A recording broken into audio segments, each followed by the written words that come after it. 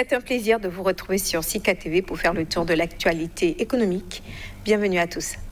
Le Togo veut mobiliser 1800 milliards de francs CFA pour développer 4 filières agricoles, maïs, riz ou encore tomates et volailles à l'horizon 2030.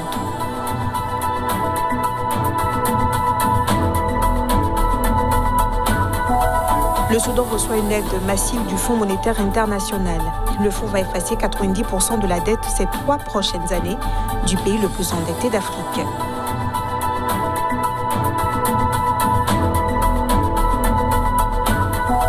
Le secteur touristique pourrait perdre plus de 4 000 milliards de dollars en raison de l'impact du coronavirus. C'est selon un rapport de la Conférence des Nations Unies sur le commerce et le développement.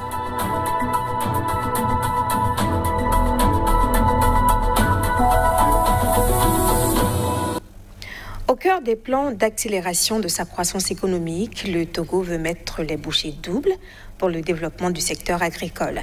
L'exécutif prévoit dans ce cadre d'investir dans des filières prometteuses comme le maïs, le riz ou encore la tomate et la volaille. Le gouvernement togolais ambitionne de développer les filières volaille, maïs, riz et tomates à l'horizon 2030.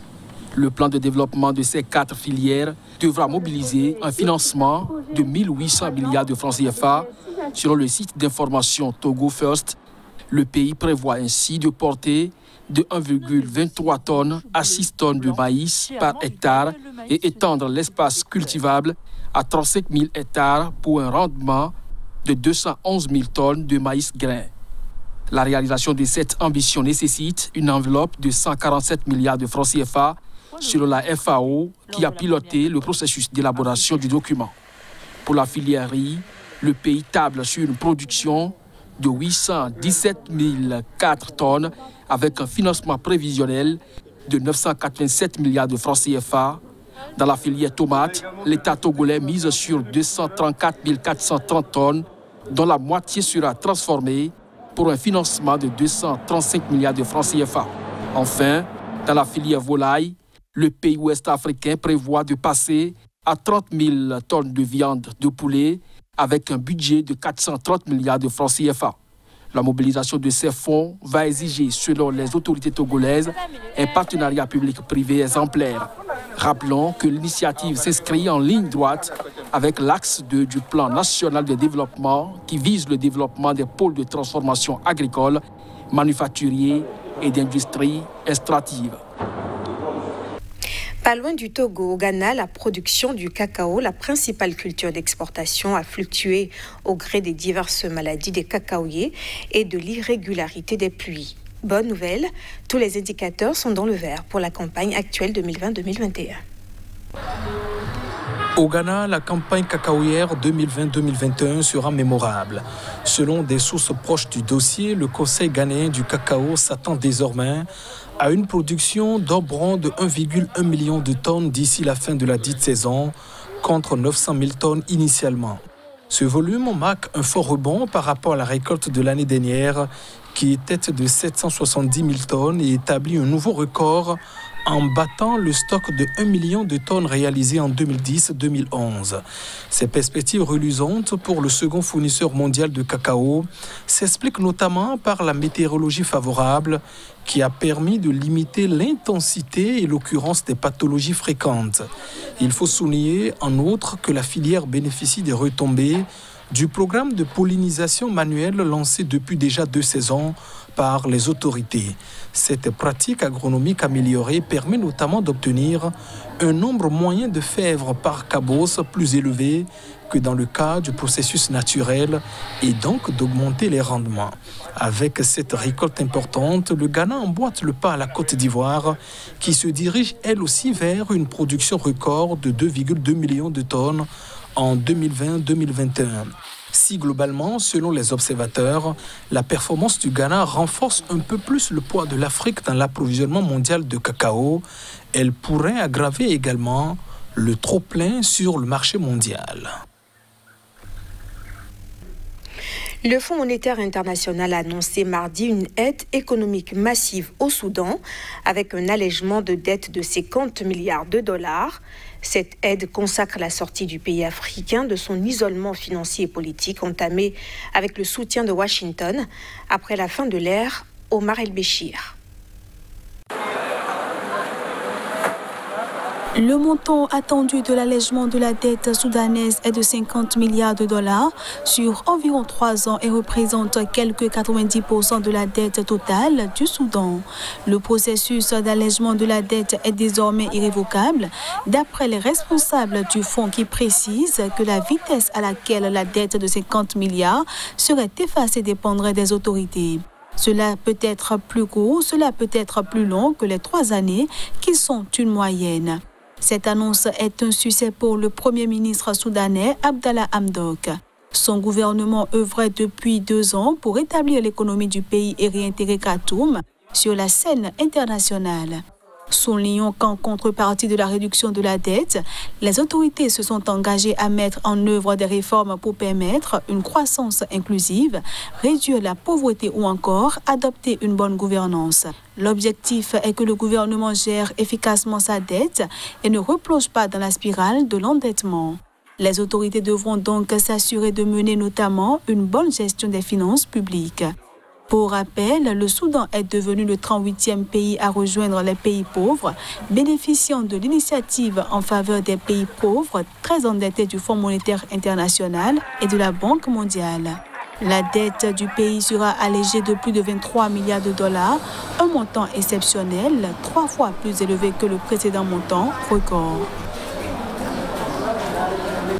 Les exportateurs russes de blé ont un nouveau marché en ligne de mire et c'est l'Algérie. Le pays est un énorme consommateur de blé sous forme de semoule, de pain ou de pâte.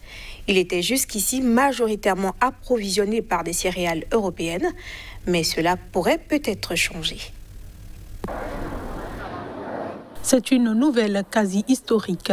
Une cargaison de blé russe de 28 000 tonnes est en route vers Alger.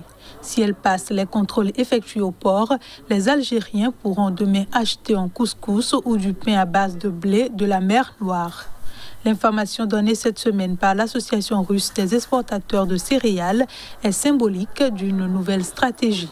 Cela fait au moins 2 ans en effet que le pays négocie avec les autorités algériennes échantillons de blé à l'appui pour trouver un moyen de commercer avec Alger. Et pour cause, l'Algérie, un gros consommateur d'aliments à base de blé, est donc un des principaux pays importateurs au niveau mondial et même le premier certaines années. Mais jusque-là, l'Algérie n'était pas très accueillante avec le blé russe. Un blé dont la qualité est souvent abîmée à cause d'un insecte, la punaise, qui prolifère particulièrement dans cette région du monde. Mais l'année dernière, finalement, Alger a accepté de revoir son cahier de charges et d'augmenter la part de blé punaisé acceptable dans une cargaison. Les critères algériens restent encore très contraignants, notamment sur le pourcentage de protéines qu'il doit contenir, mais c'est tout de même une nouvelle fenêtre qui s'ouvre pour la Russie qui affiche ses ambitions, exporter 1 million de tonnes de blé vers l'Algérie lors de la prochaine campagne. Si cela se confirme, le blé russe viendra concurrencer le blé français qui constitue traditionnellement 60% des achats algériens. L'économie britannique s'est contractée de 1,6% au premier trimestre au lieu d'une première évaluation à 1,5% en plein confinement strict au Royaume-Uni. L'annonce a été faite mercredi par l'Office national des statistiques. La contraction a eu lieu dans les services et la production manufacturière, mais la construction a enregistré une croissance sur cette période, précise l'Office national des statistiques. Les secteurs qui ont le plus contribué à la chute de l'activité étaient l'éducation, avec toutes les écoles fermées de fin décembre au 8 mars, la vente en gros et au détail, l'hôtellerie-restauration, détail l'ONS. Avec beaucoup de services non disponibles, les ménages ont économisé à de niveaux records à l'exception du printemps 2020 lors du premier confinement dû à la pandémie de coronavirus, selon l'Office national des statistiques. Les commerces non essentiels ont rouvert mi-avril, tout comme les bars et restaurants en extérieur. Le Royaume-Uni a par conséquent enregistré une croissance de 2,3% en avril, la plus rapide progression mensuelle depuis juillet 2020, d'après les dernières statistiques de l'ONS sur la croissance britannique. Le PIB d'avril reste 3,7% sous son niveau de février 2020, avant le plein choc de la pandémie et des confinements. Les hôtels, la restauration et bars en intérieur ont pu reprendre leurs activités mi-mai, tout comme les salles de sport, les musées notamment. Le gouvernement doit lever les dernières restrictions sanitaires le 19 juillet dans un contexte de progression rapide du variant Delta du virus. L'effondrement du tourisme international dû à la pandémie de Covid-19 pourrait entraîner une perte de plus de 4 000 milliards de dollars pour le PIB mondial sur les années 2020-2021, soit une fois et demie le PIB français, selon un rapport de la Conférence des Nations Unies sur le commerce et le développement.